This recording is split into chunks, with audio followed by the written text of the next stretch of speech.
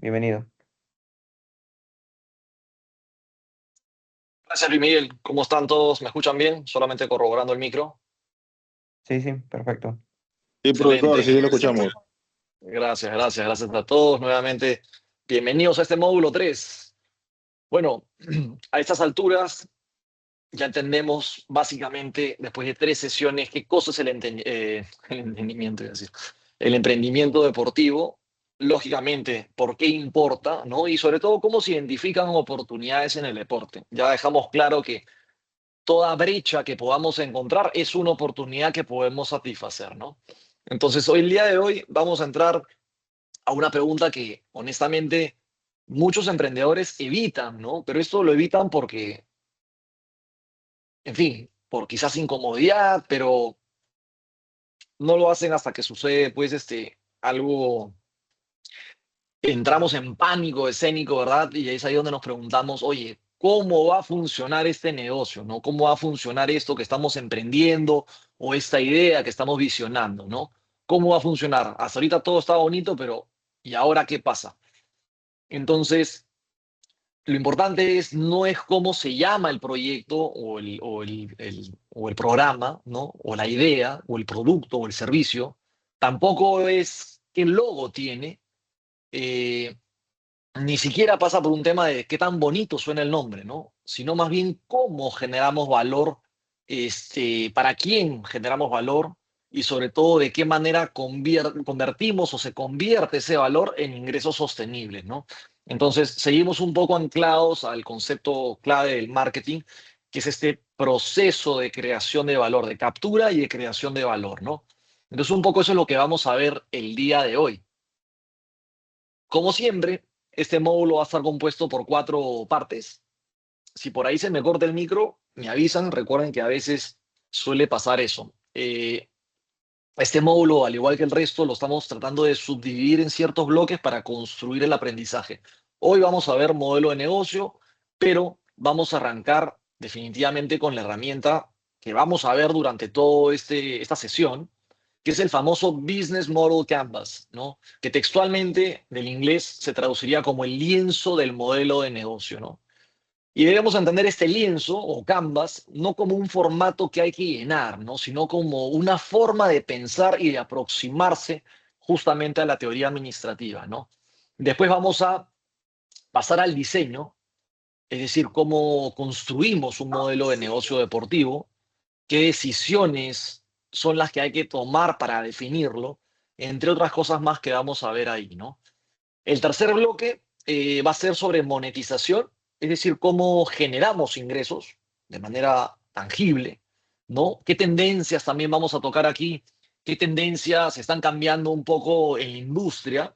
Y también por qué muchas organizaciones deportivas, sobre todo, tienen activos tan valiosos, pero modelos débiles, ¿no? Vamos a explorar un poco eso con ejemplo y, lógicamente, vamos a cerrar esta sesión con casuística, ¿no?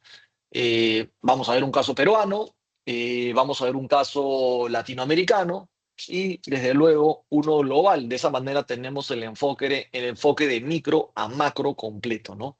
Y como siempre, estos casos pues nos van a ayudar a ver cómo aplicar la teoría de manera tangible. Como siempre, si hubieran dudas, consultas o comentarios, pueden escribirlas en el chat.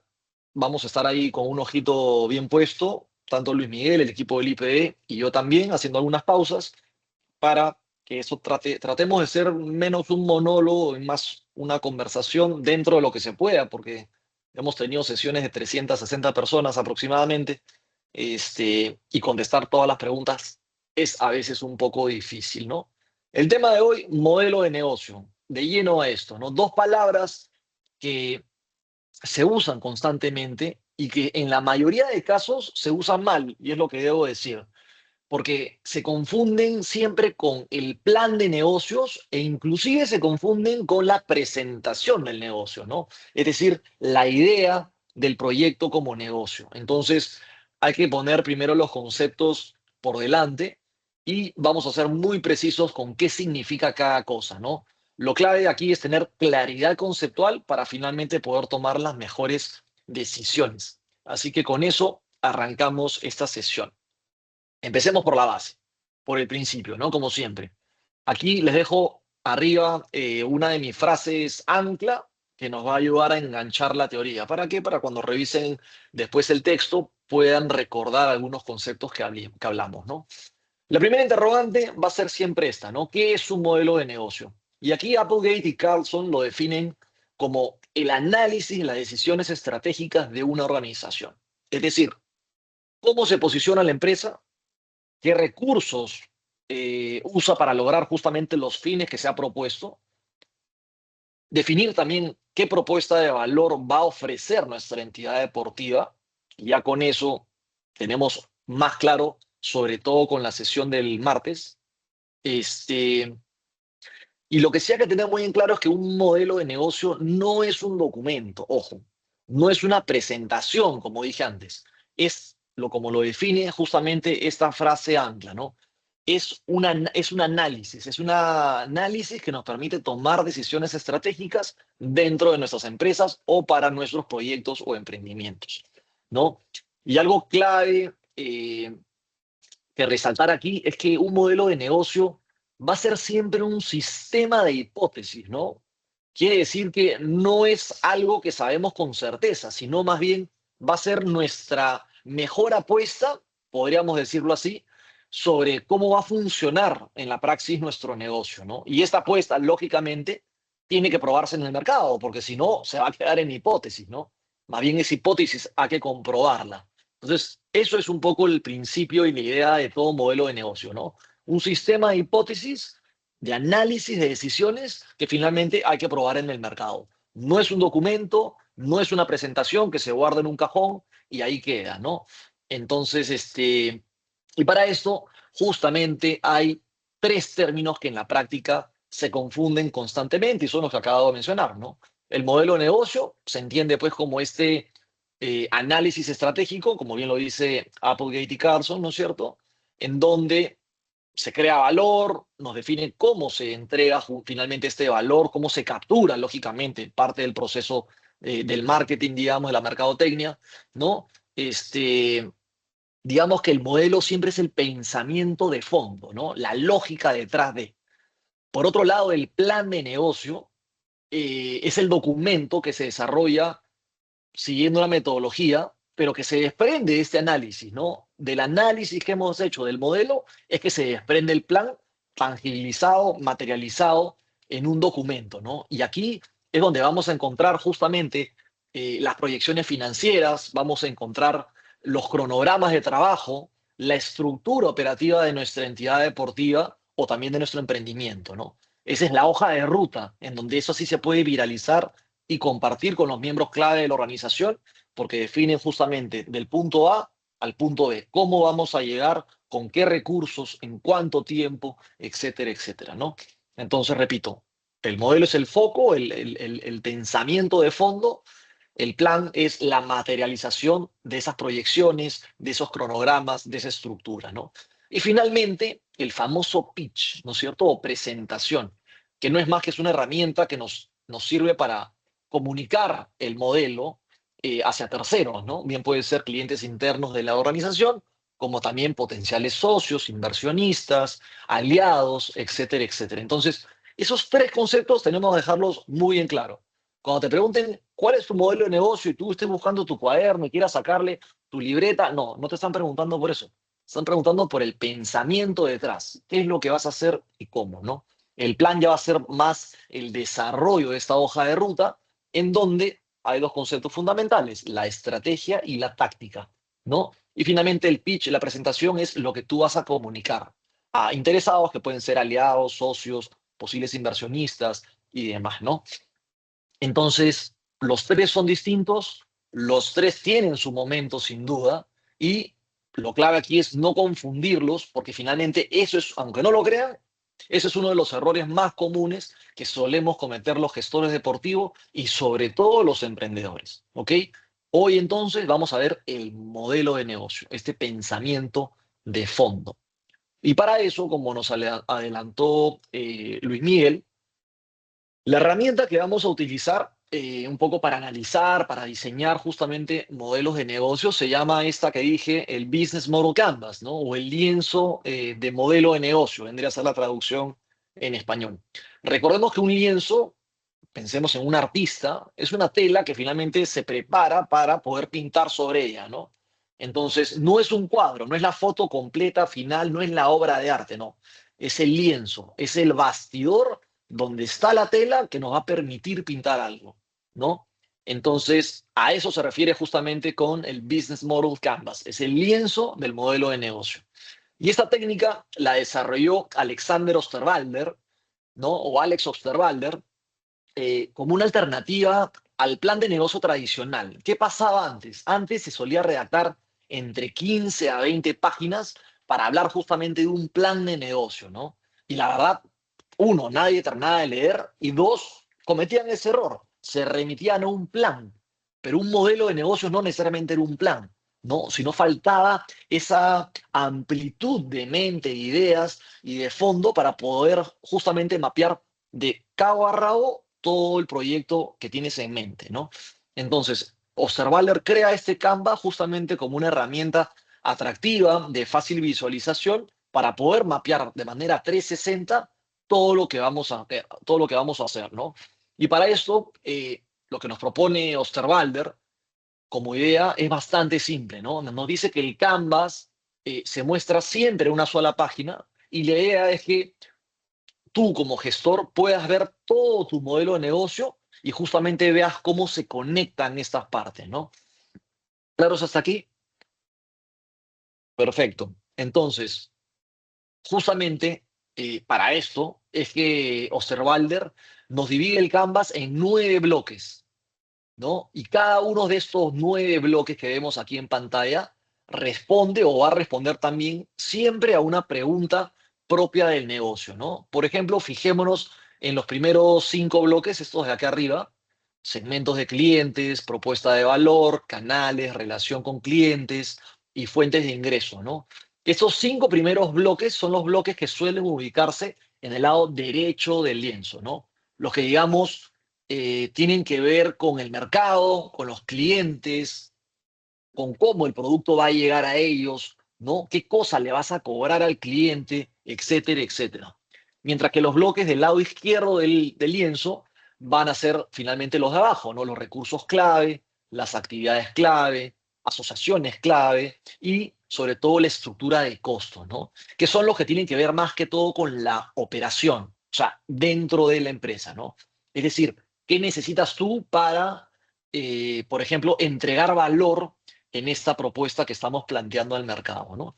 Y lo que va a ser clave y neurálgico y que va a servir como punto central que amarra todo esto es la propuesta de valor, ¿no? Que es acá está justamente, estaba buscando. La propuesta de valor que está, la puse en el número 2. La propuesta de valor, que ya la sabemos redactar, ya tienen la fórmula, inclusive lo que vimos en la sesión del martes, es el corazón del modelo, ¿no? Todo parte de ahí.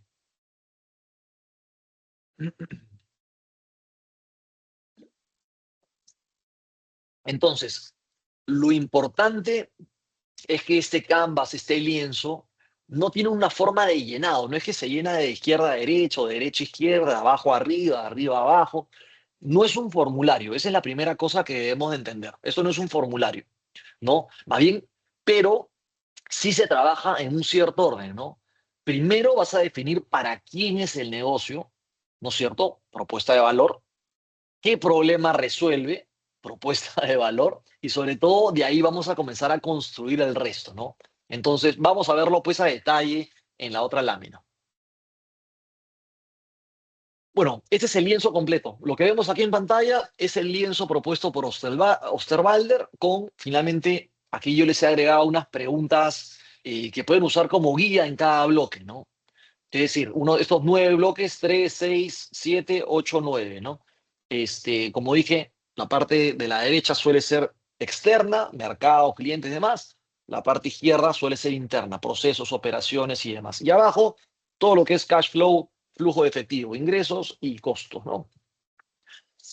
Entonces, veamos, y como dije, el punto central es la propuesta de valor, por eso está al medio, ¿no? Entonces aquí lo que tenemos que preguntarnos para llenar con una respuesta concreta es qué valor añadido vamos a entregar al mercado. Otra pregunta clave puede ser qué problema estamos ayudando a resolver. Como vimos, el emprendimiento y sobre todo la innovación puede ser incremental o también puede ser radical. No significa que una sea mejor que la otra. Hay varias, ¿no? Lo importante es dar con qué problema estamos ayudando a resolver. Otra gran pregunta puede ser, ¿qué necesidad estamos satisfaciendo, no? Tenemos que tener claro, como dije en la sesión anterior, cuál es nuestra propuesta de valor. Sin esa claridad, todo va a estar borroso y todo el resto va a estar pegado con baba. Entonces, de ahí seguimos a un bloque muy importante, que es el de segmento de clientes, ¿no? Preguntas clave pueden ser, ¿a quién va dirigida nuestra propuesta? Aquí identificamos los clientes. ¿Quiénes son o quiénes serían nuestros clientes más importantes? ¿No? El tercer bloque, canales, ¿no? ¿A través de qué medios vamos a llegar, pues, a nuestros clientes o a esos clientes que hemos identificado, ¿no? El cuarto bloque sería la relación con clientes. Aquí podemos preguntarnos qué tipo de relación esperan de nosotros, ¿no? ¿Esperan algo automatizado? ¿Esperan algo personalizado? ¿No? Algo de comunidad. Entonces, justamente es cómo nos vamos a relacionar con ellos. Y de ahí van a salir, lógicamente, todo esto que hemos estado viendo, ¿no? Los ejes de comunicación, a quién le vamos a hablar, al usuario, al consumidor, al pagador, etcétera, etcétera. Entonces, ¿qué tipo de relación esperan con nosotros básicamente? Y otra importante para cerrar este bloque de derecho, como dije, sin duda, la fuente de ingresos, ¿no? Preguntas como cuánto están dispuestos a pagar o cómo prefieren pagarlos son claves para ir aperturando justamente la visión y poder ver de manera 360 todo esto, ¿no? Lo mismo vamos a hacer con los bloques pues del lado izquierdo, ¿no? Aquí tenemos actividades claves, ¿no? Recursos claves, asociaciones claves, y finalmente la estructura de costos, ¿no? La base de la estructura de costos que también es la contraparte fundamental de los ingresos, ¿no? Entonces, cada pregunta parece simple, pero cuando lógicamente intentas responderlas, lo que yo les planteo y les aconsejo es que lo hagan siempre con honestidad, porque finalmente van a estar describiendo su propio negocio, ¿no? Entonces, aquí no tiene que sonar bonito. Recuerden que este ni siquiera es el documento y menos el pitch, la presentación que le vamos a presentar a terceros. Esto no tiene que todavía sonar ni verse bonito, tiene que dar en el punto. Entonces, sean o respóndanlo con mucha honestidad, porque finalmente van a estar describiendo, como dije, su propio proyecto de vida o su propio producto, la oferta que estemos creando, etcétera, etcétera, ¿no? Y mientras vayan respondiéndose las diferentes preguntas que les pongo aquí, se van a dar cuenta de muchas cosas, ¿no? Que algunas las daban quizás por sentadas, pero en realidad quizás no las habían definido del todo, ¿no? Y eso es justamente el valor del Canvas, ¿no? Te obliga a ser explícito, ¿no? Justamente premia la especificidad, lo explícito, y más bien cuando hay algo medio ambiguo te llama la atención porque finalmente si no definiste cuál es tu relación con el cliente o quién es tu segmento específico o por qué canales vas a llevar la oferta, te va a llamar la atención a decir, oye, acá falta algo, ¿no? Entonces, hay que ser explícitos, nos va a ayudar justamente a dejar de ser implícitos y nos va a poder ayudar a aterrizar sobre todo cosas que simplemente antes quizás no habíamos pensado. Entonces, a todos les presento el famoso BMC, Business Model Canvas, o lienzo de modelo de negocio, creado pues por Osterwalder y Pinier en el año ya 2010. Ahora, hay una lectura siempre del canvas o del lienzo que me parece bastante útil, ¿no?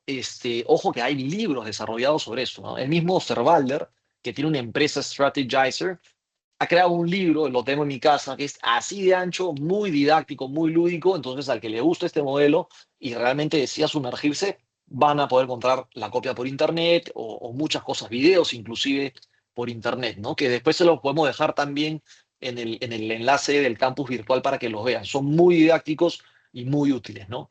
Pero, como decía, hay dentro de estos libros, ¿no? Hay unas lecturas muy útiles, sobre todo para emprendedores, ¿no? Y es esta de acá que justamente les muestro en la pantalla, ¿no? Y es la de dividir el lienzo prácticamente en tres zonas, ¿no? El lado izquierdo, que es esta zona compuesta por asociaciones, actividades, recursos, ¿no? En donde se busca siempre responder a la pregunta de la factibilidad, ¿no? Y acá se la pongo. La pregunta de la factibilidad, es decir, ¿podemos realmente entregar lo que prometemos? ¿Es factible en el tiempo correcto, ¿no? En la forma correcta, en el precio que el mercado está aceptando, ¿no? Entonces, explorar esa factibilidad es clave, ¿no? Y esas son preguntas típicas de factibilidad, vale la redundancia, es decir, de hacer que las cosas se puedan dar, ¿no? Se puedan hacer como estamos pensando. El lado derecho conoce a este grupo justamente que habla de todos estos segmentos de clientes, relaciones, ¿no? Y demás. Y esta parte siempre va a responder a la pregunta de la deseabilidad, ¿no? Es decir, ¿hay alguien que realmente quiere esto? ¿O hay alguien que está dispuesto a pagar por esto? Son dos preguntas y dos enfoques distintos, ¿no? Factibilidad y deseabilidad, ¿no? Y finalmente, en la fila inferior, los ingresos y los egresos, que son un propio universo dentro de esto, siempre van a agrupar a ambos, ¿no? Que aquí lo que busca siempre va a responder, primero, se agrupan dentro del término viabilidad, ¿no es cierto? Responde siempre a preguntas de viabilidad. Y acá lo que se busca responder es cuánto nos cuesta esto finalmente, ¿no? Y sobre todo, cuánto necesitamos recaudar para que esto que queremos hacer tenga sentido, ¿no?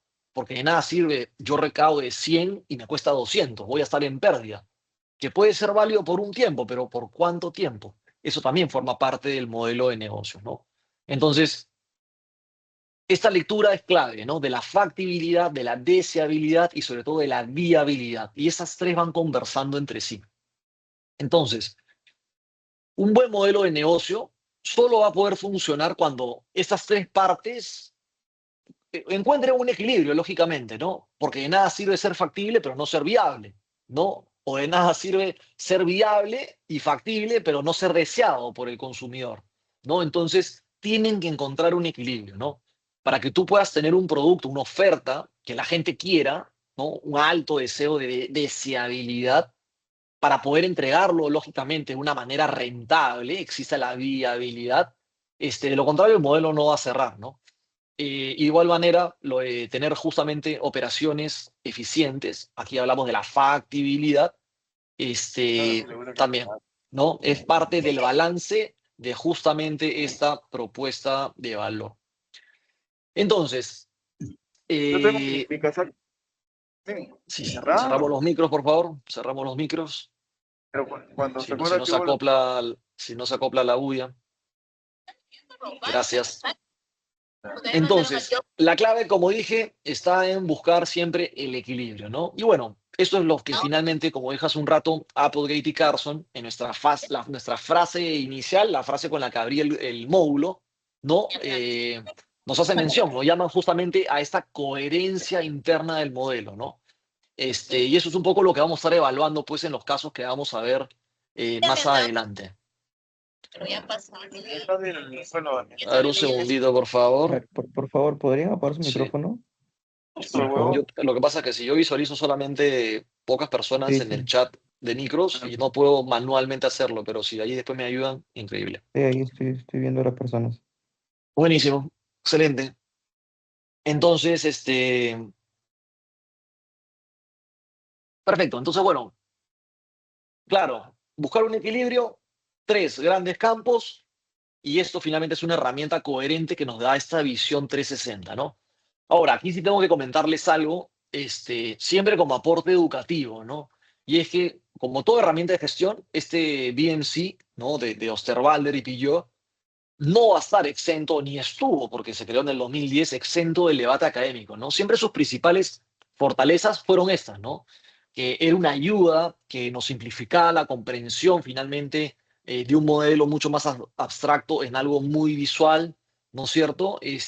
A nivel de fortalezas, tiene muchísimas, ¿no? Además, por ejemplo, nos facilita la comunicación estratégica, eh, nos ayuda como herramienta también para promover la innovación porque nos hace todas las preguntas que tenemos que tener en consideración, ¿no? Y lo más importante es que pone foco en la creación de valor para el cliente, ¿no? Porque la propuesta de valor está al centro de todo. Entonces, yo creo que esos son los grandes beneficios, ¿no? Obviamente, hay muchos autores que han señalado que también presenta una serie de limitaciones, ¿no? Por ejemplo, dentro de esas limitaciones, siempre se menciona que eh, ofrece, por ejemplo, una visión estática del negocio, ¿no? Y que además no refleja quizás adecuadamente las relaciones causales entre cada componente, ¿no? O sea, si yo voy a este segmento, tengo que ir a este canal, ¿no? O este canal me llega a este recurso clave. Entonces, un poco la crítica ha ido por ahí, por la causalidad de los bloques y por ser algo bastante estático, ¿no? Lo cual puede ser cierto, ¿no? Yo creo que lo rescatable, y aquí ya entro al consenso académico, lo que dice el cuerpo académico sobre este modelo, y es que afirma que el modelo es una excelente herramienta para poder diseñar y visualizar justamente modelos de negocio de manera general, ¿no? Este, Lógicamente, también nos dice, oye, esa es una gran herramienta para complementarla con otras herramientas, ¿no es cierto? Entonces, y en la medida que podamos profundizar en esto y darle complementariedad, siempre va a ser mejor, ¿no? Lo bueno de esta herramienta es eso, es que te permite revisar modelos existentes o modelos de negocio que aún no están en el mercado, siempre bajo un mismo enfoque o digamos bajo una misma aproximación, ¿no? Y vas a poder compararlos. Entonces, yo sigo dándole una buena nota calificatoria a este modelo, siempre lo he estudiado, siempre lo enseño también. Entonces, yo creo que es una gran herramienta que nos sirve como punto de partida, ¿no? Igual repito, creo que es parte eh, del aporte educativo hablar de los pros y de los contras, justamente para efectos de teoría y de cultura general, ¿no? Entonces, bueno, ese es el famoso modelo BMC, Business Model Canvas o lienzo de modelo de negocio, el cual nos va a acompañar. Y aquí entremos un poco a un ejemplo aplicado, porque si no, de la nada sirve que es pura teoría y no llevarlo a la práctica, ¿no? He agarrado, como dije, algunos ejemplos globales, locales y demás. Entonces, este primer ejemplo es sobre el equipo de fútbol de Los Ángeles en Estados Unidos, ¿no? Los famosos LAFC. Y un poco antes de leer el lienzo, siempre debemos preguntarnos qué vende esta entidad, ¿no? ¿Qué vende esta marca? ¿Qué vende este proveedor? O sea, ¿qué es lo que ofrece, ¿no? Y en este caso puntual, lo que hay que preguntarnos primero es, oye, ¿qué vende el Club de Fútbol de Los Ángeles? ¿No? Creo que ese es el primer punto de partida.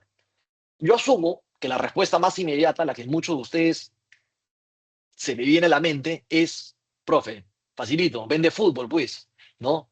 Pero si comenzamos a ver el Canva con atención, van a ver que la respuesta correcta es inclusive mucho más compleja que fútbol, ¿no? Y sobre todo, y lo más importante es que es mucho más interesante que fútbol, ¿no?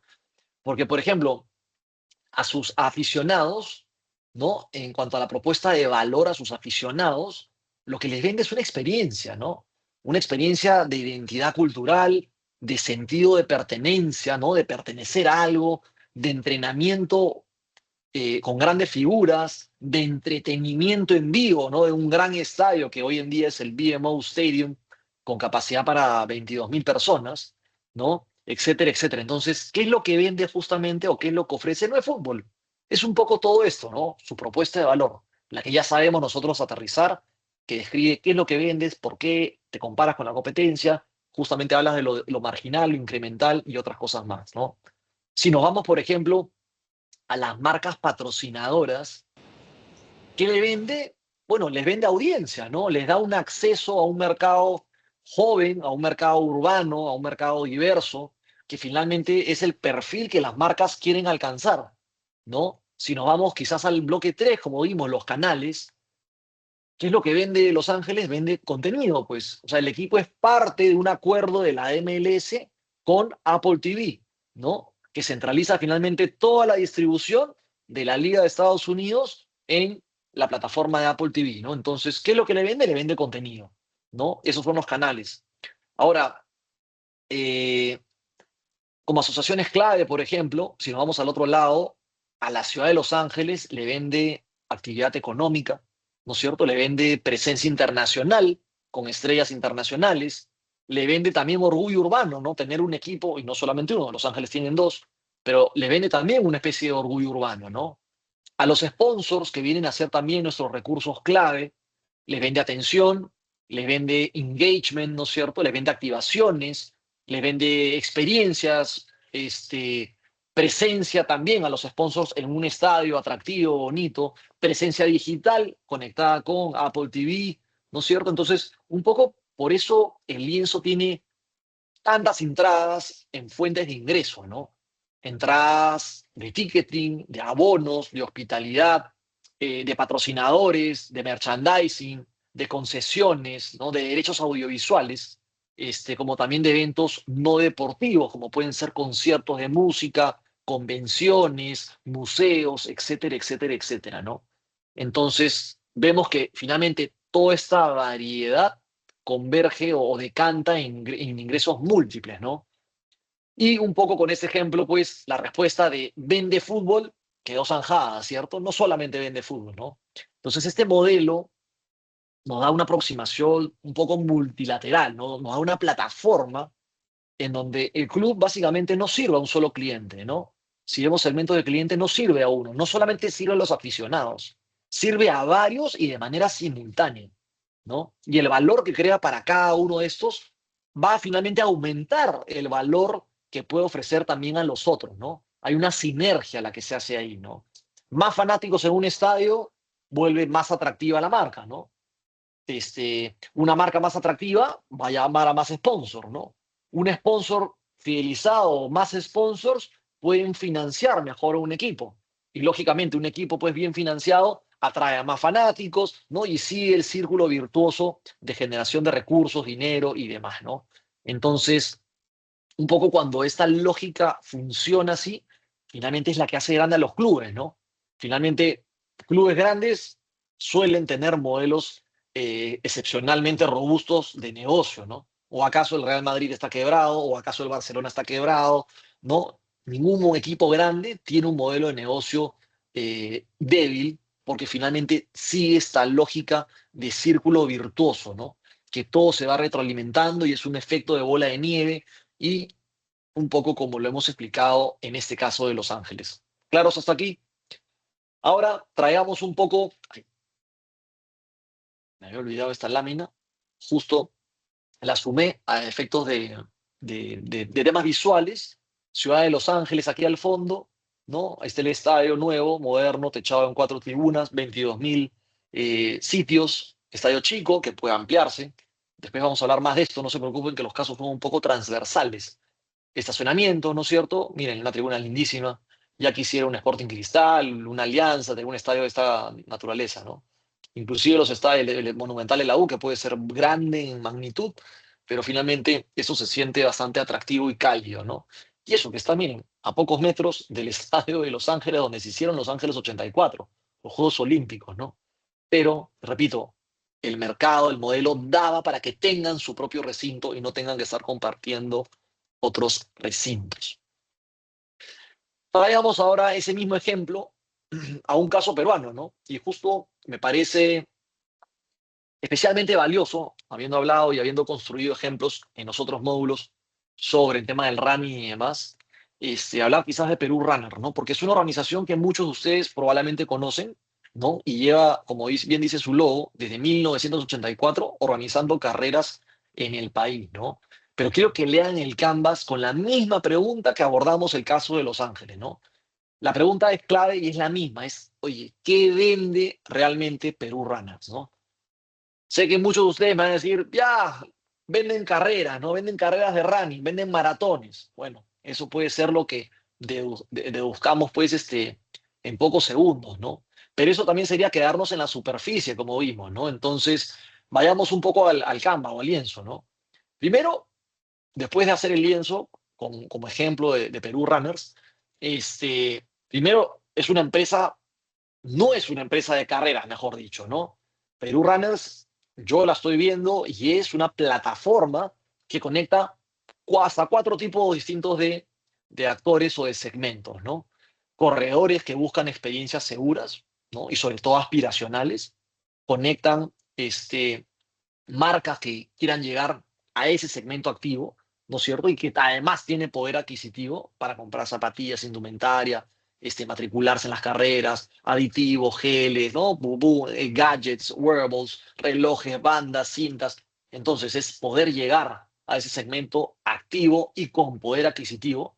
3, el tema de los municipios, ¿no? Municipios que quieren activar sus espacios públicos, activar sus calles, y sobre todo también medios, ¿no? Medios de comunicación que necesitan, pues, de contenido deportivo, ¿no? También sponsors y otros más. Por eso digo, como mínimo 4 tipos de actores conectan con Perú Runners, por eso que no hace carrera, sino más bien hablamos de una plataforma que conecta con, ¿no?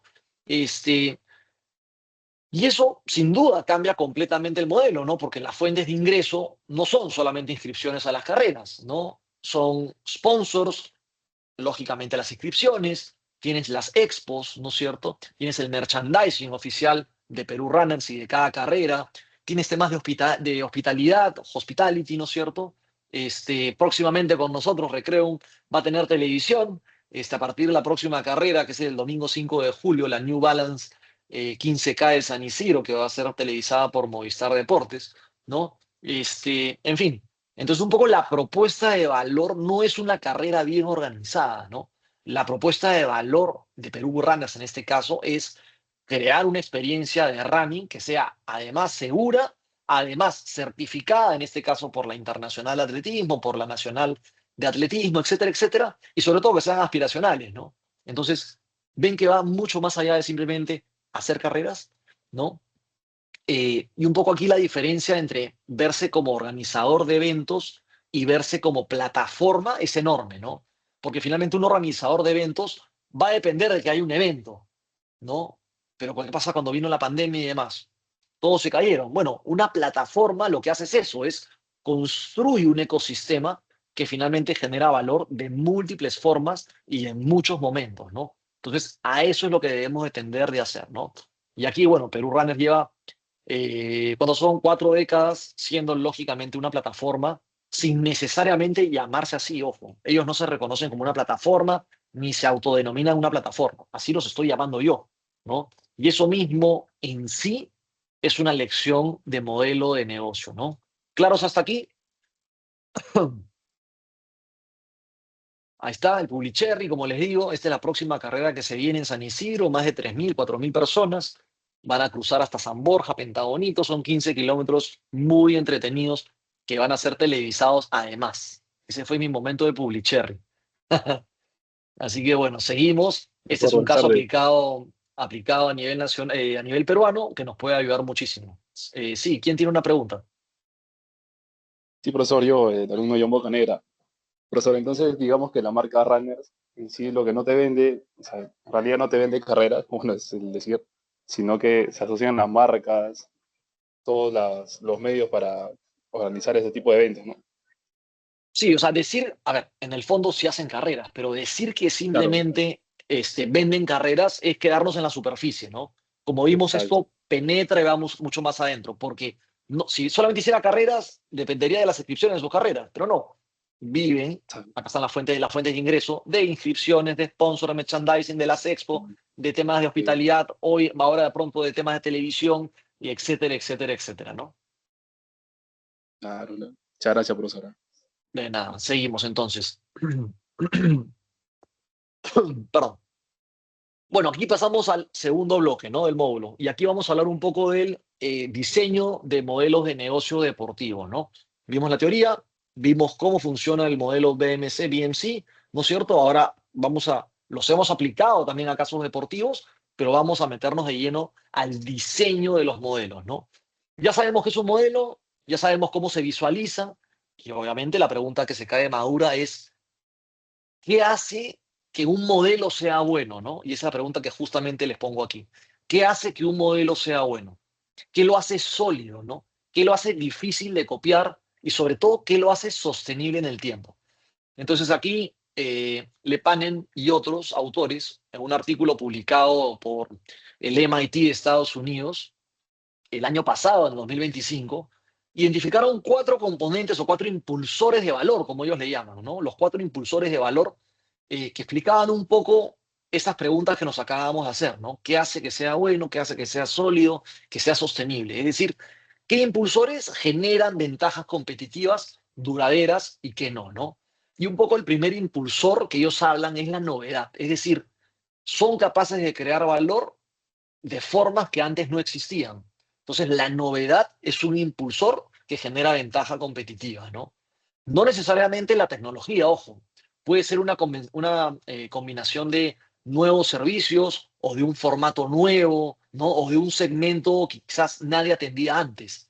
Entonces, a eso va con la novedad. No necesariamente estamos hablando de un tema tecnológico. El segundo impulsador, o impulsor, mejor dicho, era la eficiencia, ¿no? Y aquí ellos mencionaban la velocidad, ¿no es cierto? Y la escala. Es decir, qué tan rápido puedo llegar a más clientes, por ejemplo, ¿no?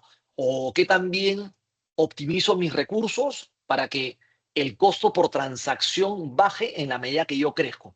Porque de nada sirve vender más, por ende, aumentar mis costos y que mi rentabilidad caiga, ¿no? Por el contrario, si voy a crecer es porque voy a generar más, no solamente ingresos, sino más rentabilidad, ¿no? Entonces, el tema de la velocidad y la escala iba por ahí. ¿Cómo optimizo mis recursos para que el costo transaccional baje conforme mi proyecto despega, ¿no? El tercero es este famoso lock-in cost, ¿no? Y el lock-in cost hace referencia a los costos de cambio. Acá está al costadito, los costos de cambio para el cliente, ¿no? Por ejemplo, aquí es válido preguntarse eh, qué tan caro es irse, ¿no? No en el sentido de ponerle trabas artificiales al cliente, sino en el sentido de que el producto o servicio se vuelva tan integrado a la vida del cliente que cambiarlo va a tener un costo real, ¿no? Puede ser costo en términos de tiempo, en términos de hábitos, en términos de datos, en términos de comunidad. Por ejemplo, ¿cuántos de ustedes usan WhatsApp? Yo creo que la mayoría, ¿no? Ahí hay un costo de lock-in, ¿no? Cuando salió Telegram, no pegó. ¿O por qué no se fueron con Telegram y se quedaron con WhatsApp? Al menos en el Perú, ¿no?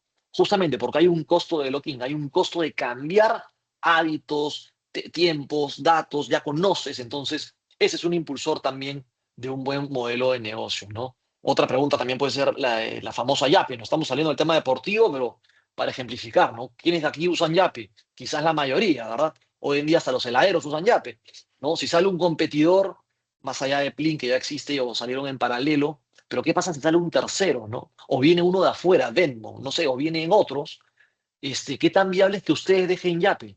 ¿No? Esa premisa aplíquenla también a lo deportivo y eso viene a ser un costo de cambio, ¿no?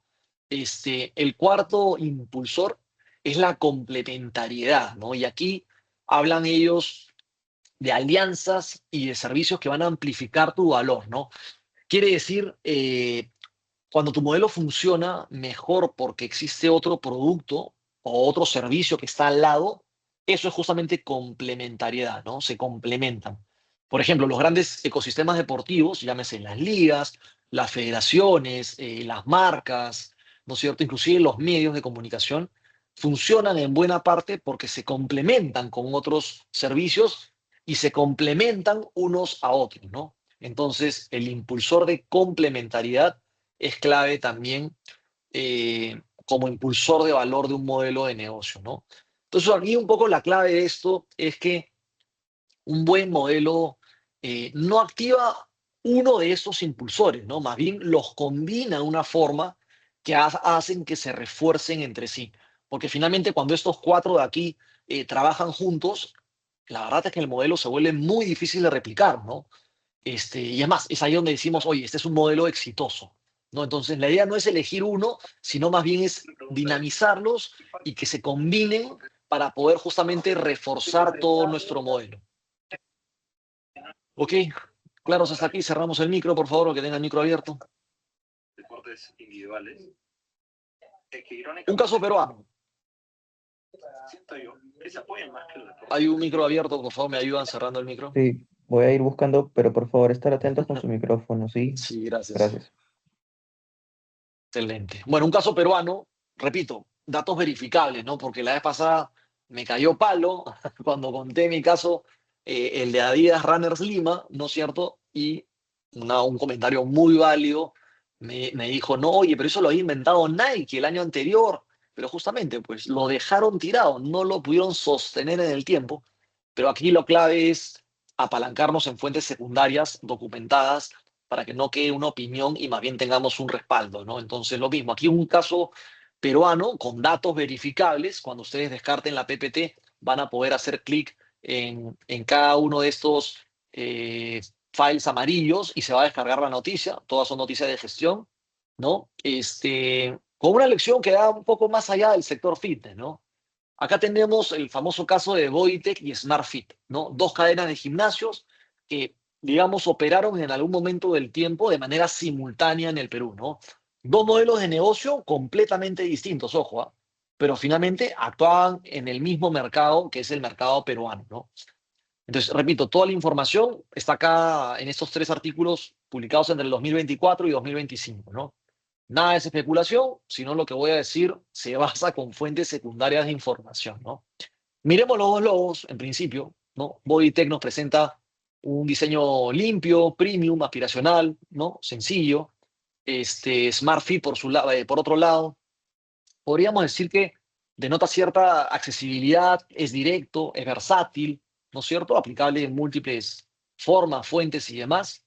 Ya solo en la identidad visual podremos, o alguien que esté entrenado en marketing, podría anticipar alguna diferencia de posicionamiento, ¿no? Repito, de posicionamiento, no estoy hablando de percepción ni si uno es más bonito más o menos bonito, ¿no? Entonces vamos a la siguiente lámina para ver justamente las diferencias. Y aquí está justamente la comparación, ¿no? Bodytech entró del Perú en 2008, ¿no? Como un club médico deportivo premium. Ese fue el posicionamiento que tuvo, esa era su propuesta de valor, ¿no? Ellos no solamente eran un gimnasio, sino ofrecían una evaluación clínica 360 con un médico deportólogo, con un fisioterapeuta, inclusive con un nutricionista. Por eso que era un club médico deportivo premium, ¿no? Tenía un ticket promedio más alto de lo normal, ¿no? Un ticket promedio alto porque apuntaba lógicamente a un segmento objetivo, pues ABC premium, digamos, ¿no?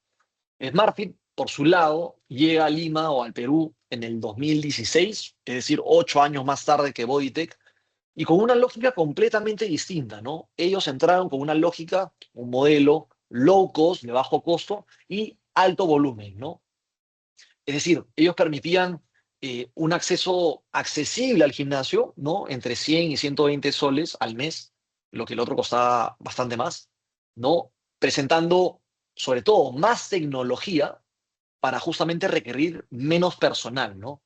Básicamente el modelo de SmartFit se basaba pues en una economía de escala, ¿no? Muchas sedes, muchos usuarios, mantener costos delgaditos, costos operativos bajos por sede y finalmente ahí venía la rentabilidad, ¿no? ¿Cuál fue el resultado al 2024, al corte del 2024? Y es que Bodytech se retira del Perú después de 16 años de operación, ¿no?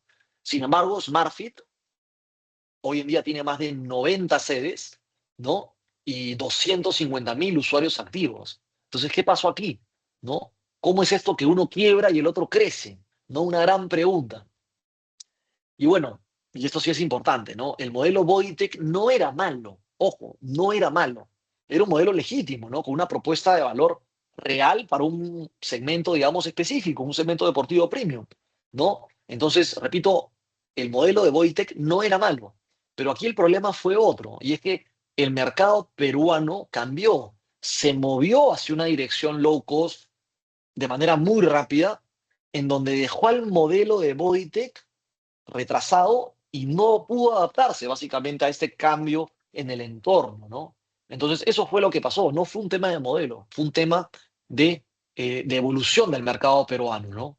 Y esa es una lección propiamente de modelos de negocio, ¿no? No tanto de calidad del producto, porque el producto era de calidad, sino de modelo de negocio, ¿no?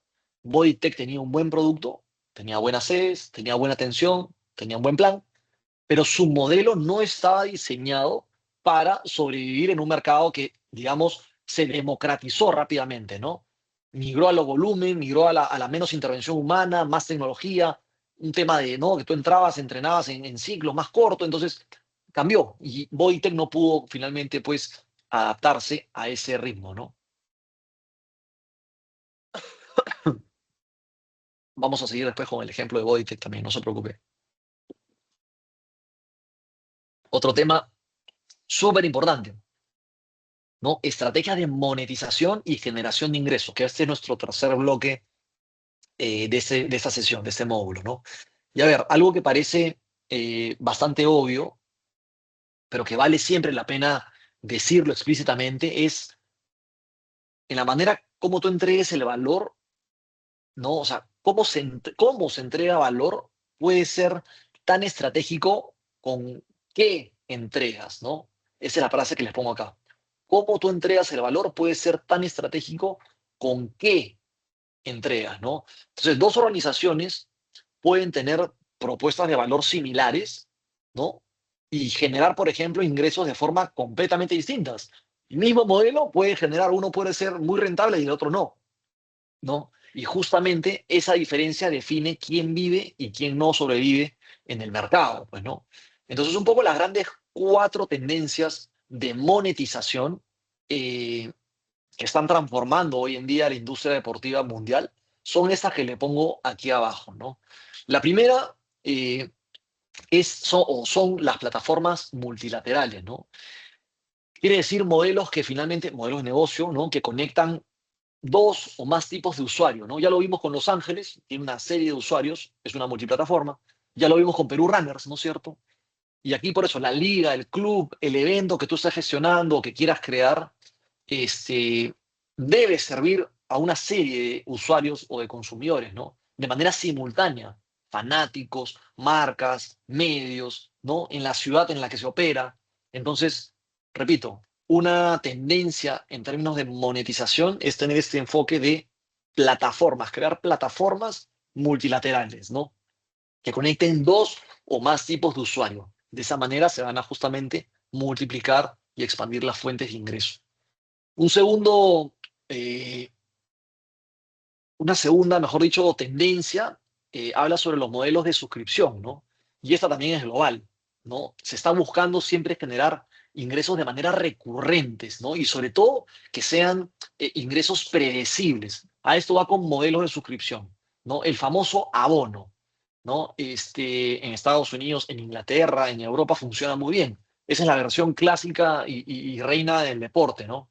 En el Perú, ¿por qué creen que Sporting Cristal, la U, Alianza Lima han comenzado con estos modelos también de abono con más fuerza, ¿no? El pase celeste, el embajador U, inclusive el pase blanqueazul, porque de esta manera les permite generar ingresos recurrentes y de manera predecible. Ellos al inicio de temporada ya saben cuánto van a poder acumular a lo largo del año con esos modelos de suscripción, ¿no? Hoy, además de eso, se busca un pasito más, ¿no? Se busca, por ejemplo, combinar esos abonos recurrentes con suscripciones digitales, ¿no? Con inclusive aplicativos de entrenamiento, también con plataformas de streaming y más, ¿no? O sea, hoy hazte hincha o hazte socio o embajador U y tienes, no sé, 3 meses de DirecTV Go gratis, ¿no? Por decir cualquier cosa. Entonces, esos modelos de suscripción están dando un pasito más y esa es una tendencia de monetización al día de hoy, ¿no? Otra tendencia de monetización es la que pongo acá, ¿no? Que es el famoso as a service, ¿no? Quiere decir servicios bajo demanda. Eh, no cobras por el producto, ¿no? Sino cobras por el acceso o por el uso que ese producto te da, ¿no? Y esto está centrado o está entrando de manera muy fuerte al deporte bajo la forma de análisis de rendimiento, de tecnología, de entrenamiento, de datos. Por ejemplo, a nivel de scouting de fútbol, ¿no es cierto? Hoy en día hay empresas que antes te costaban las cámaras y los equipos una fortuna, ahora te las dan gratis, ¿no? Porque lo que te cobran es el recurrente mensual para acceder a la data. Entonces ya no tanto pagas por el hardware, sino por el software, ¿no? Entonces a eso se refiere justamente los modelos de servicio bajo demanda o los famosos as a service, ¿no? Esa es otra tendencia al día de hoy de monetización muy conocida y que también podemos implementar en nuestras entidades deportivas, ¿no? La cuarta tendencia es, lógicamente, la monetización de datos, ¿no? Y aquí hablamos de todos los datos que una entidad deportiva genera. Datos de sus atletas, de sus fanáticos, ¿no? Del comportamiento de compra de sus consumidores. Me van a decir que Joinas, por ejemplo, no sabe edad, perfil, lugar de residencia, número de DNI. Joina sabe todo de todos los hinchas de Alianza Lima que alguna vez ha comprado una entrada por Joina. Lo mismo de la U, lo mismo de la selección peruana, lo mismo. Entonces, justamente esa monetización de datos hoy en día es brutal, ¿no? Es por eso que también tiempo atrás, si nos salimos de la industria deportiva y nos vamos a la industria tradicional de consumo, hubo el boom de la tarjeta bonus, por ejemplo, ¿se acuerdan? Que tú comprabas, pasabas, te regalaban puntos. ¿Para qué? Para canjear cosas. ¿Qué cosa era eso? Simplemente una manera de almacenar datos y poder cruzar, más allá de venderte la data y que te escriban y te llamen, eso no, sino poder sacar tus hábitos y tus patrones de consumo, saber qué, cómo, cuándo, dónde y por qué compras un producto determinado, ¿no? Entonces, eh, a nivel deportivo, todo esto, esta monetización de datos, tiene un valor comercial enorme, pero la mayoría de organizaciones todavía no las está aprovechando. Entonces, eh, esa es otra tendencia y un camino a seguir en el corto plazo, ¿no? Si regresamos al caso de Bodytech y SmartFit, ¿no? Que finalmente lo estoy manteniendo transversal para poder darle claridad a lo que es modelos de negocio. En el 2025, por ejemplo, SmartFit lanza su propia marca premium, ¿no? Llamada Biorritmo. Entonces, ¿qué cosa nos dice eso? Que finalmente ese segmento de alto ticket que Bodytech dejó vacío, ¿verdad? Porque se fue del Perú, seguía teniendo demanda. Entonces, ¿qué hizo SmartFit, que tenía otro modelo completamente? Bueno, lo validó con datos, ¿no es cierto? Datos que ellos manejan, de estos 250.000 usuarios activos que tienen, y decidió entrar, pues, ¿no? Ellos sabían muchas cosas, sabían dónde viven, sabían qué profesión tienen esas personas, qué esperan recibir como producto o servicio, ¿no? ¿Cómo lo esperan recibir? ¿A qué horas entrenar? Cantidad de máquinas, facilidad para hacer las rutinas. Entonces, al tener todo esto, lanzaron y entraron, ocuparon ese segmento del mercado que finalmente estaba desatendido, ¿no? Con una marca diferencial, no SmartFit, sino Biorritmo, Premium, dejando este hueco que dejó finalmente SmartFit, ¿no? Entonces, esto es, digamos, monetización de datos, ¿no? Justo lo que acabamos de ver y lo que pasó con SmartFit, en donde aplicó, digamos, una decisión estratégica a su modelo de negocio, ¿no? ¿Claros hasta aquí? ¿Alguna preguntita por ahí? No sé si vamos a ver el chat. El chat, excelente, bien, ta, ta, ta. Esos cuatro valores está lo que sucedió en el club Tawichi de Bolivia y ahora con el club Independiente del Valle de Ecuador, ya que adquirió muchos alumnos futuros deportistas. Perfecto. Una transnacional que aprovecharon, sí, Eh, en pocas palabras, Bodytech era para personas de clase media alta y que entregaban un paquete completo. Smart es barato para... Sí, o sea, repito, cada uno tiene posicionamiento distinto, ninguno es peor que otro, ambos son válidos, es simplemente diferentes aproximaciones al modelo de negocio, ¿no? Y más, cuando viste, salió Bodytech, Smartfit decidió también entrar ahí con Biorritmo y ocupó todo el mercado, ¿no? Esas son decisiones estratégicas del modelo de negocio, ¿no? Listo, vamos avanzando y después pasamos a las preguntas como siempre, no, no hay problema. Una Profesor, adicional una consulta. A ver, sí, es una vamos consulta por nomás. partes. Eso se le llama clúster, ¿no? Los clúster A, B, C, ¿no? Que eso es lo que de una otra manera tiene también Smart, ¿no? Con el tipo de máquinas de las cuales tienen en sus sedes, ¿no? Adicional de los profesores que tienen en sí, ¿no? Y una adicional más que en algunas no tiene la misma que otras, ¿no? Por ejemplo, en el que está en Larcomar tienen pre-spinning, en San Borja también, y por ejemplo en Lima no la tienen, ¿no? Según el rango y según el procesamiento de las personas, según el deporte que trabajan. Y como usted dice, ¿no? Buenas noches, ante todo. Tiene el segmento y tiene la data del cual, los deportes de los cuales ellos de una otra manera, o las máquinas de las cuales ellos más utilizan, ¿no? Eso creo que es un plus adicional. Tal cual, un manejo de datos. Gracias por el aporte. ¿Había otra pregunta? ¿Una chica, una señora? ¿Alguien también comentó?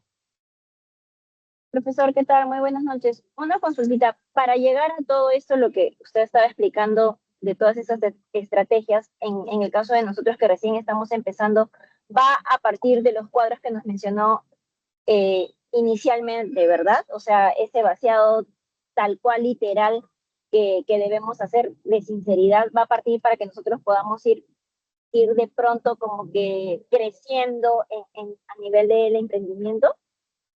Sí, es correcto. O sea, lo clave aquí es primero la sesión anterior, ¿no? Tú aterrizar tu propuesta de valor. Paso 2, que dentro de esa propuesta de valor hemos hablado de segmentación y todo, pero acá también lo estamos viendo, ¿no? Entonces, paso 2 es usar ese lienzo, quédate con esas preguntas y comienza a completar todas ellas, ¿no? En el orden que estamos viendo, propuesta de valor primero, segmentación de clientes segundo, canales, etcétera, etcétera, y anda completándolas para que tengas una visión integral. Y después de eso es un proceso iterativo, ¿no? No es un proceso estático justamente, pero sí, parte a raíz de eso. Es correcto. ¿Alguna otra consulta? Ok.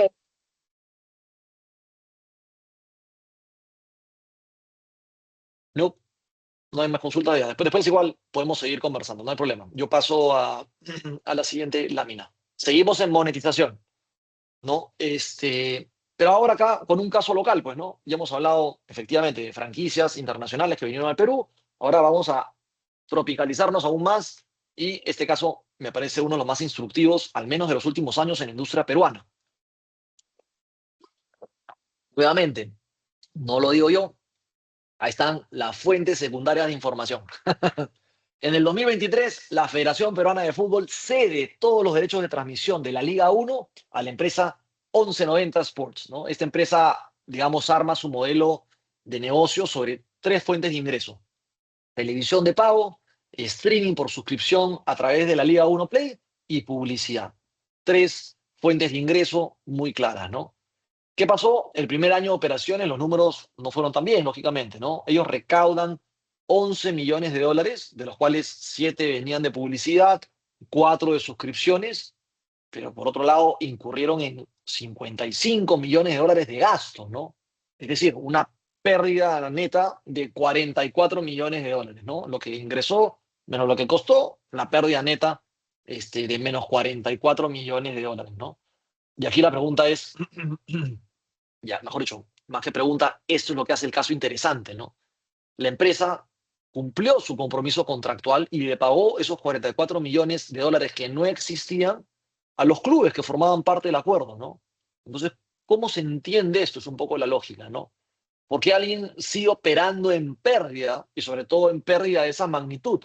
Y la respuesta es porque finalmente el modelo de negocio y sobre todo el modelo de ingresos no estaba diseñado para ser rentable en el año 1, ¿no? Más bien estaba diseñado para construir una base de suscriptores, lógicamente, ¿no es cierto? Establecer hábitos de consumo, escalar esto en el corto, mediano plazo, que es un poco la misma lógica que usó Netflix durante muchos años, ¿no? O la que cualquier plataforma digital también usa. ¿Alguien está compartiendo otra pantalla? Sí, a ver, por favor, quien esté compartiendo, tener cuidado, Rodrigo Echero. Gracias. A ver, déjame regresar. Ahí estamos viendo mi pantalla. Sí, listo. Entonces, ¿dónde me quedé? Me quedé acá en la mitad, en el segundo bullet. La pérdida de 40 y tantos millones, efectivamente. Decía lo de Netflix, ¿no? Que finalmente el modelo estaba diseñado para eso. O sea, posiblemente en el año 1 no era rentable, estaba en rojo, pero el modelo intencionalmente estaba diseñado así. Había que primero construir la base de suscriptores, había que establecer hábitos de consumo para que esto pueda crecer en el tiempo, ¿no? Entonces, un poco aquí la pregunta de esta lámina, como siempre se las pongo en amarillo ahí abajo, es ¿qué tan dispuestos estarían ustedes como emprendedores, como gestores deportivos, en sostener un modelo de pérdida, digamos, durante varios años, ¿no? En donde ustedes dicen quizás, oye, la lógica de fondo sigue acá, o sea, esto va a ser positivo, va a ser en azul, pero bueno, pues tenemos que comernos el rojo por un tiempo, ¿no? Esa es una pregunta válida, ¿no? Y aquí obviamente no hay una pregunta correcta, ¿no? Pero es una pregunta que finalmente todo emprendedor tiene que hacerse antes de entrar a digamos, a un modelo de plataforma, ¿no? Todos son riesgos, en la empresa, en la industria, en el campo, todos son riesgos y hay que saber o proveer justamente cómo van a ser estos flujos proyectados en el tiempo, ¿no? Pero finalmente, así era el modelo y ese podía ser uno de los escenarios, ¿no? Vamos a ver la siguiente. Esta lámina parte lo mismo, ¿no? De una analogía también de Walcott y Lipizzi, Estos son académicos de MIT Sloan, que es una escuela de negocio de Estados Unidos, MIT, la segunda, tercera, cuarta universidad más importante del mundo, y un poco describen un patrón que se viene repitiendo constantemente, ¿no? Y aquí lo quiero ejemplificar con el caso de Sony y de Apple. Alguien puede cerrar su micro, por favor, si no tengo retorno, gracias. Lo quiero ejemplificar con el caso de Sony y también con el caso de Sony versus Apple, ¿no? ¿Qué pasó en la historia de Sony versus Apple? Es que Sony, no sé si sabían ustedes, pero Sony tenía todo para inventar el iPod. Tenía todo. Tenía la tecnología, tenía la marca. Sony y sobre todo su línea Vaio estaba muy posicionada. Tenían los usuarios, inclusive tenían los derechos de contenido musical, Sony Music, tenían todo. Entonces la pregunta es, ¿qué pasó? Fue Apple quien lo hizo, eso fue lo que pasó, ¿no? ¿Y por qué pasó? Porque Sony lo que no tenía era la estructura organizacional para poder ejecutar algo nuevo sin que finalmente amenace sus unidades de negocio existentes, ¿no? Entonces, cada división de Sony competía con la otra división, pero cuando hablaban de innovar, básicamente se veían como caníbales, ¿no? Se canibalizaban a sí mismos, ¿no? Y en ese entorno, la innovación finalmente lo que sucede es que se termina ahogando, ¿no? No llega a buen puerto como vimos en la primera sesión, ¿no? El mismo patrón pasa en el deporte. El mismo patrón pasa en el deporte. Las organizaciones deportivas a veces tienen activos extraordinarios, tienen marcas, tienen hinchas apasionados, tienen datos únicos de comportamiento, tienen infraestructura, tienen hasta derechos exclusivos, ¿no es cierto? Son activos que ningún startup, ningún emprendimiento puede replicar así nomás. En el caso del deporte tienen todo esto, ¿no? Pero ¿qué cosa le falta? Le falta justamente esa titularidad organizacional para poder ejecutar lo nuevo, digamos, recursos dedicados específicamente a innovar su modelo, ¿no? Y no operar el modelo actual, ¿no? Más importante también es que la estructura interna para que esto pueda funcionar tiene que ser un poco el approach, el enfoque de una empresa de tecnología, ¿no? Y un poco eso es lo que requiere el mercado. Entonces, lo que vemos que está pasando en la industria deportiva es que a veces muchas organizaciones tienen activos de primer nivel, ¿no? Pero tienen modelos de segundo nivel, por decirlo de manera elegante, ¿no? Y lo peor es que muchas veces terminan cediendo, ¿no? La explotación de estos activos a terceros. Es decir, ceden sus plataformas digitales, ceden sus empresas, ¿no? De datos, ceden, en fin, todo a operadores externos en lugar de ellos capturar ese valor de manera interna, ¿no? Entonces, la pregunta, como siempre, que le dejo en esta lámina es, ¿qué activo tiene tu organización, la entidad deportiva para la que trabajas o la que quieres crear, que ningún competidor podría replicar? Piensen un poco, ¿no? Y ahí está justamente el tema de Sony versus Apple. Sony tenía todo, ¿no? Ahora, sabiendo que ese activo es inimitable, la pregunta que les hago es otra, ¿no? Es, oye, ¿lo estás aprovechando o se lo estás cediendo a otro, ¿no? En el caso de Sony no lo aprovechó, vino Apple, capitalizó y se llevó todo el upside, ¿verdad? Creó el iPod, fin de la historia. Es una empresa valuada en trillones, en billones de dólares, ¿no es cierto? Inclusive trillones.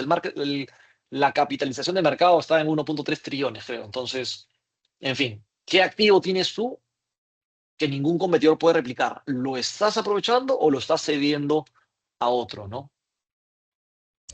Gianfranco, una pregunta. Y en el tema del fútbol, ¿podemos aplicar esto, digamos, ¿no? Teniendo ejemplo a Alianza Lima, Cristal, la U, y tomar la trazabilidad, propiamente dicho, con el apoyo de la federación y la asociación, para que los demás clubes también puedan capitalizarlo, ya que tienen el material fundamental y suficiente que son los hinchas?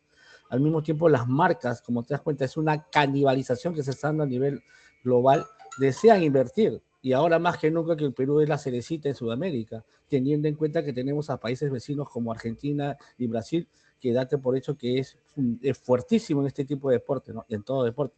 Creo que por ahí tenemos que dar, creo que un apoyo, ¿no?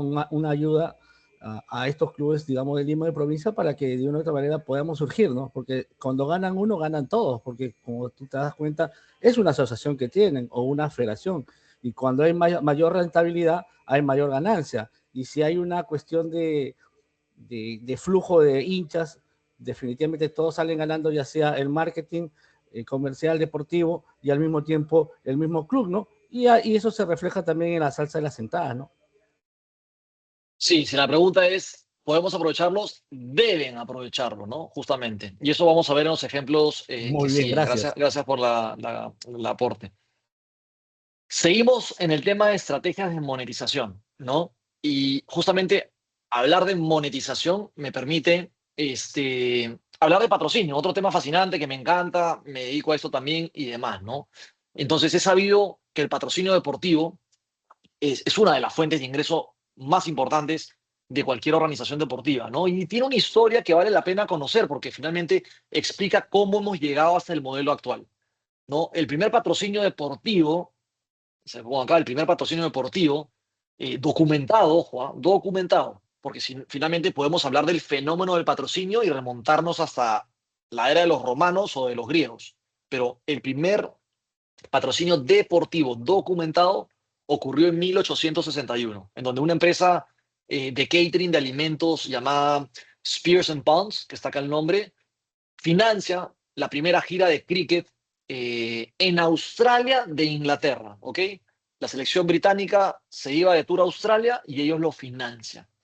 No lo hicieron, lógicamente, por amor al deporte, lo hicieron porque querían visibilidad, ¿no? Querían credibilidad en un mercado nuevo, que era el australiano. Y se documenta que al final del tour, ¿no? Luego de pagar todos los gastos y demás, tuvieron un retorno de 11 libras de la época, ¿no? Pero ya desde el principio el patrocinio era visto como un intercambio comercial, ¿no? Bueno, más de un siglo después, vamos al segundo punto, en el 74, Horst Dassler, que fue el hijo de Adi Dassler, el fundador de Adidas, ¿no? Crea esta empresa SMPI, SMPI, que básicamente lo que hace es inventa el patrocinio deportivo moderno, ¿no? Tal como lo conocemos al día de hoy. ¿Por qué? Porque su idea no era patrocinar eventos aislados, sino era comprar un grupo de derechos de categoría y llevarlos a un nivel global y después revenderlo a terceros, ¿no? O sea, él era el intermediario del contenido, ¿no? Por eso pongo la cámara con el lente de la FIFA, ¿no? Y con eso el patrocinio pasa, pues, a ser básicamente de una transacción local, pasa a ser toda una industria global, ¿no? Él un poco abre los ojos, vinculado, claro está, con los Juegos Olímpicos de la época y todo lo demás ya es historia, ¿no? Y eso nos trae a modo de resumen, a esta tercera etapa. Claro, hasta aquí estoy corriendo con una metralleta y les estoy haciendo el cuento corto, porque es más, yo dicto un curso de patrocinio deportivo en 16 semanas en la universidad, pero hoy no tenemos ni 16 semanas y nos quedan pocos minutos, ¿no? Entonces les estoy haciendo el cuento hiper corto de todo el patrocinio deportivo moderno, ¿no? Pero esta tercera etapa es en donde el patrocinio se tiene que ver como socio de innovación del producto, ¿no? ¿A qué voy con eso? No se trata de ver al sponsor o al patrocinador solamente como a una persona que pone su logo en la camiseta, ¿no? Y además escribe un cheque, sino se tiene que ver al patrocinador como alguien que co-desarrolla o alguien que co-crea algo con nosotros, ¿no? Por eso es el concepto de co-creación. No lo crea solo, sino lo co-creamos en conjunto, ¿no? Y eso es lo que justamente vamos a ver en la página siguiente. De aquí, dos casos que van a ilustrar perfectamente el patrocinio como socios de la innovación son estos dos, ¿no? El B-Hub y el Gatorade Smart Cup. El B-Hub es el hub de innovación del Fútbol Club Barcelona. Ustedes puede ser que lo hayan conocido, puede ser que hayan llevado inclusive un curso, pero de todas maneras lo conocen porque está presente en el Perú, aliado con muchas universidades y demás, ¿no? Entonces el B-Hub es este centro de innovación del Barcelona Fútbol Club, ¿no? Y su modelo de negocios no depende del Club Barcelona, ¿no? Es más, el 70% de sus ingresos viene justamente de cursos online y de fees a socios corporativos, no viene del Fútbol Club Barcelona, ¿no? Es decir, este es un modelo autofinanciado que encima han puesto como meta multiplicar sus ingresos 5 veces en 5 años. O sea, de locos, muy agresivos, ¿no? Ahora, el Club Barça tampoco es el cliente, ojo. El Barça simplemente es la plataforma que le da credibilidad a este proyecto, ¿no? Porque finalmente los verdaderos clientes, como dije, son estas empresas que quieren innovar en el ecosistema deportivo y que pagan pues para acceder a ese ecosistema, ¿no? Claro, ese es un ejemplo de socio como innovación, ¿no? Que estamos viendo que es el tercer punto del patrocinio, ¿no? Otro es el que está aquí abajito, es el Gatorade Smart Cup. Gatorade lo mismo, no llegó al Fútbol Club Barcelona, he tratado de amarrar todos con el Barcelona. Gatorade no llega al Fútbol Club Barcelona a poner simplemente su logo en la camiseta o a poner botellas pues en la cancha para ganar pantalla, ¿no? Sin duda sí lo hacen por eso, pero ese no fue el foco, ¿no? Justamente lo que hace Gatorade con el Barça es llega a co-desarrollar una plataforma de sensores que finalmente lo que hacían era optimizar la hidratación de sus atletas en tiempo real, ¿no? Ese es otro ejemplo, digamos, idóneo de cómo el patrocinio evoluciona pues de una alianza comercial a una de co-innovación, ¿no?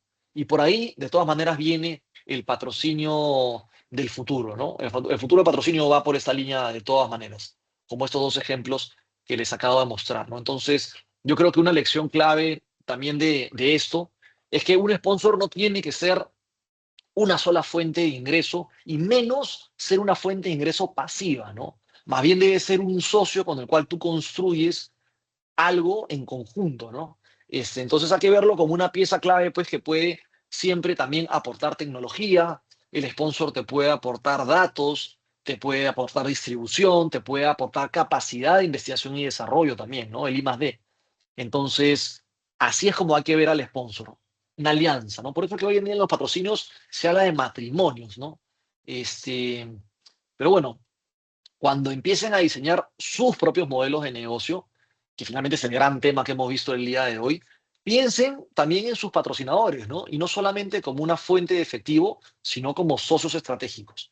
Y esos patrocinios que ustedes tengan spot, es decir, por evento o cortoplacistas de un año, recuerden que eso no va a llegar muy lejos, ¿no? Traten de construir esas alianzas y que lleguen por lo menos de 3 a 5 años, ¿no? Para poder comprometer no solamente recursos, seriedad, sino también poder construir algo juntos en conjunto, ¿no? Entonces, lo que tienen que preguntarse y planteárselo también a ellos es, ¿qué podríamos construir juntos que ninguno de los dos podría construir solo, ¿no? Esa es una gran pregunta para hacerle al patrocinador, ¿no? Y por ahí va un poco el racional hoy en día de las alianzas comerciales. Y con esto llegamos al bloque final del módulo, donde hemos visto a lo largo de todas estas láminas, ya estamos en la lámina 20 de 22, falta poco. Gracias por mantener la atención hasta aquí. 3 casos reales, ¿no? El primero, Bodytech versus SmartFit, ¿no? Ya hemos un poco hablado mucho de este caso de manera transversal. Vimos el contexto, ya comparamos sus modelos, un poco ya analizamos cómo monetizaba cada uno. Entonces la pregunta va a ser, oye, ¿y qué lección nos lleva a esto, no? Sin duda la respuesta no va a pasar porque el modelo de bajo costo es mejor al modelo de pagar un premium, no, para nada. No es un tema de qué modelo es mejor, ¿no? Sino la lección de este caso es la de adaptación, ¿no? De justamente ustedes tienen que revisar constantemente sus modelos, ¿no? No ver el modelo de negocio como algo estático, ¿no? Y que hacemos una sola vez y ahí se guarda en un cajón y chao. No. Tiene que ser un proceso dinámico, tienen que revisar su modelo de negocio porque es algo que es útil, ¿no es cierto? Y es finalmente lo que debemos de hacer. Entonces, un poco esa es la gran lección que nos deja Bodytech con SmartFit. Para el caso de Los Ángeles, lo hemos aplicado al Canva, ¿no? Al Canvas, al lienzo. Y la gran pregunta puede ser, eh, ¿cómo Los Ángeles construyó comunidad antes de tener un producto, ¿no? Esto quizás no lo conté, quizás lo asumí que lo sabían, pero recuerden que Los Ángeles Fútbol Club se funda en el 2014 y no juega su primer partido hasta el 2018, es decir, 4 años después, ¿no? Y en esos 4 años lo que hace es construye identidad, construye fanatismo, construye cultura, antes que hubiera ni siquiera un solo minuto de fútbol, ¿no? Es increíble y ese es el modelo de franquicia de Estados Unidos y el cual yo admiro bastante, ¿no? Entonces, ese sacrificio de 4 años sin jugar el primer partido de fútbol, esa es una decisión de modelo de negocio. No es una decisión de marketing, es una decisión de modelo de negocio, ¿no? Que también se puede conectar un poco con el caso de la Liga 1. Que el modelo de negocio dice una cosa y si esa es la hipótesis que creemos que va a funcionar, Tenemos que mantenernos firmes y claro, obviamente revisarlas, pero mantenernos firmes y confiar en ello, ¿no? Y el tercer caso es este de la liga de drones, ¿no? El Drone Racing League, y es quizás el caso más disruptivo de los tres, por cómo se reinventó completamente la DRL, ¿no? Esta DRL, la Liga de Drones, se funda en el 2015 y recuerdo que la premisa era simple, ¿no? Era crear la primera liga profesional de carreras de drones, así de sencillo, ¿no? Con pilotos en donde tenían visión en persona del juego, todos los drones eran iguales, volaban a más de 130 kilómetros por hora en circuitos espectaculares. Es más, vimos una foto en el módulo 1 de Red Bull, ¿verdad? Con las luces, eso era la DRL.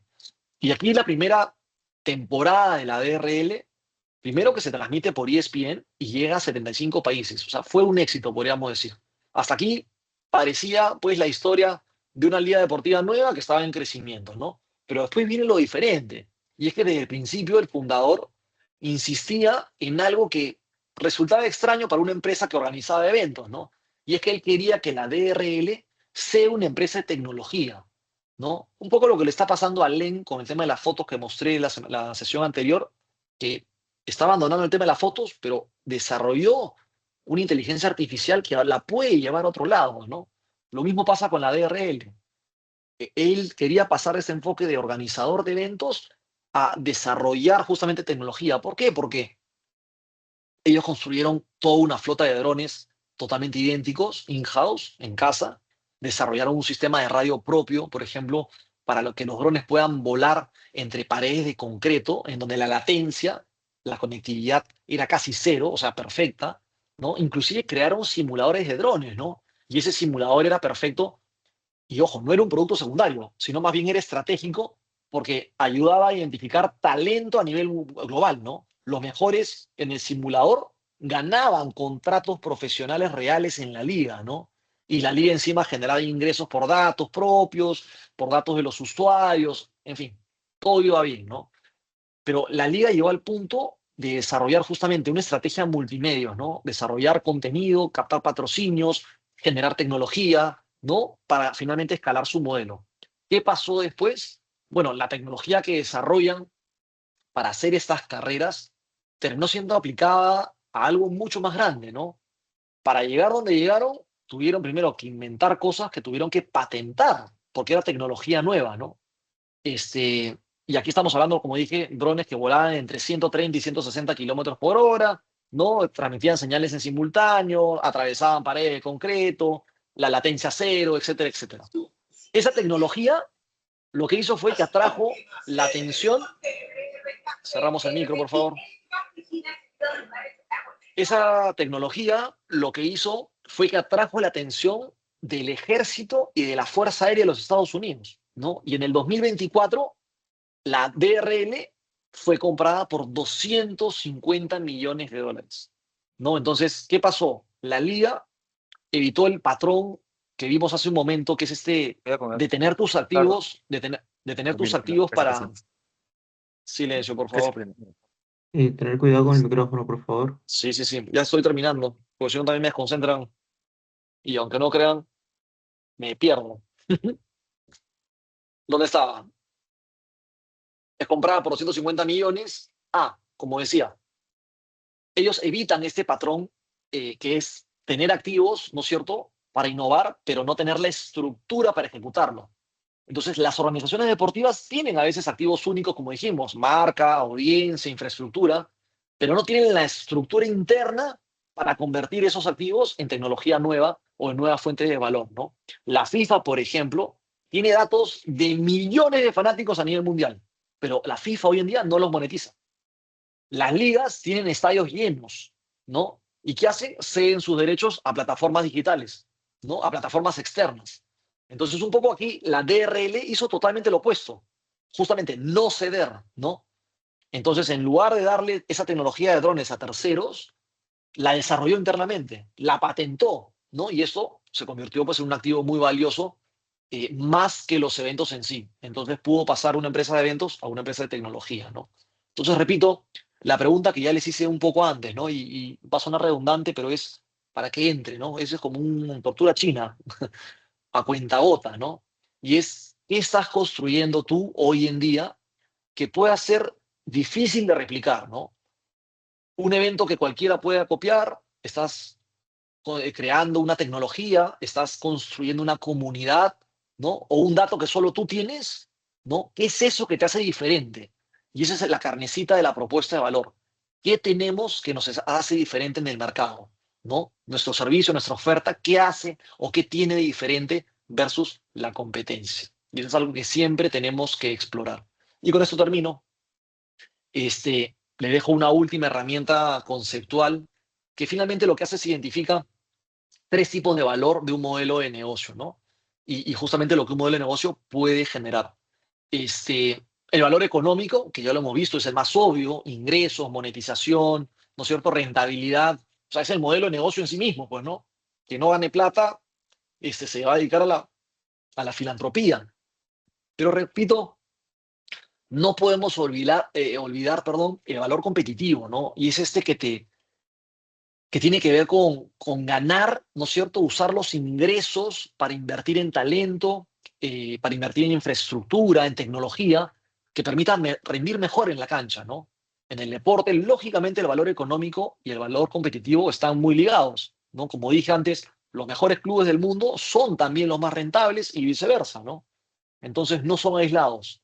El tercer valor es este valor social, ¿no? Y sin duda creo que es el más difícil de monetizar, pero quizás el más poderoso a largo plazo, ¿no? Este que crea bienestar comunitario, que crea salud, ¿no es cierto? Valor social, salud pública, cohesión social, etcétera, etcétera. Entonces, las organizaciones deportivas tienen una capacidad única, lógicamente, para generar valor social. Y cuando lo hacen bien, créame que se convierte en legitimidad, en fidelidad, en apoyo institucional. Es una herramienta muy, muy, muy potente, ¿no? Entonces, al igual que siempre, la pregunta que les dejo aquí y la que quiero que se lleven de este módulo es, ¿qué tipo de valor y cuál está priorizando tu modelo de negocio? Si la respuesta fuera uno solo, digamos el económico, el cual asumo, entonces ahí te tengo que preguntar, o te tengo que hacer una segunda pregunta, ¿no? Y es, ¿y qué pasa con los otros dos? ¿Los estás dejando de lado a propósito o más bien los estás dejando, es decir, a propósito porque es una decisión estratégica que tú has optado o los estás dejando de lado por descuido, ¿no? Entonces es algo que también tenemos que preguntarnos. Ambas respuestas pueden ser válidas, a propósito o por descuido, pero siempre tienen que ser conscientes, porque de eso se trata el modelo de negocio. Es tu hipótesis, la hipótesis que tú vas a llevar al mercado para probarla y ver si finalmente es cierta. Con esto, chicos y chicas, hemos completado el módulo 3. Empezamos con una pregunta aparentemente simple, ¿verdad? ¿Qué cosa es un modelo de negocio? Y hemos un poco ido construyendo algo mucho más complejo y más interesante, que es cómo se diseña, cómo se monetiza, cómo se adapta, ¿no es cierto? Y sobre todo cómo se mide su valor, ¿no? Tanto en términos económicos, en términos competitivos, como también sociales, ¿no? Hemos visto muchos ejemplos, el tema de Los Ángeles, hemos visto la aplicación del Canva, del lienzo, como herramienta de pensamiento estratégico con Los Ángeles, con Perú Runners. Analizamos también por qué Bodytech y salió del mercado y SmartFit finalmente creció, ¿no es cierto? Entendimos un poco qué hace que el modelo de la Liga 1 tenga sentido, ¿no? A pesar de sus pérdidas iniciales. Y también vimos cómo el patrocinio, en la parte 3, ¿no? Puede ser algo que complemente esta visión, ¿no? Distinta a la del cheque, distinta a la del patrocinador que te da plata, sino al patrocinador con el cual tú co-creas algo, ¿no? Solo quiero que recuerden y se lleven de esta sesión que los modelos de negocio no son documentos. Recuerden que son hipótesis sobre cómo funciona el mundo. Y eso es lo que tenemos que salir a probar, a ajustar, finalmente las veces que sean necesarias, ¿no? Lo que sí tienen que tener siempre es una coherencia interna, ¿no? Que la propuesta de valor, que los clientes, que los canales, que los recursos y sobre todo los ingresos cuenten siempre la misma historia, ¿no? Eso creo que es en síntesis lo que hemos visto hoy y bueno, una vez más les agradezco por su tiempo en esta sesión. Luis, te devuelvo el pase. Muchas gracias, Franco, por esta sesión bastante interesante, como digamos, has presentado el modelo Canvas. Ahí, por favor, invitamos a las personas a que puedan dejar sus consultas en el chat para poder, junto con Gianfranco, poder ir resolviéndolas.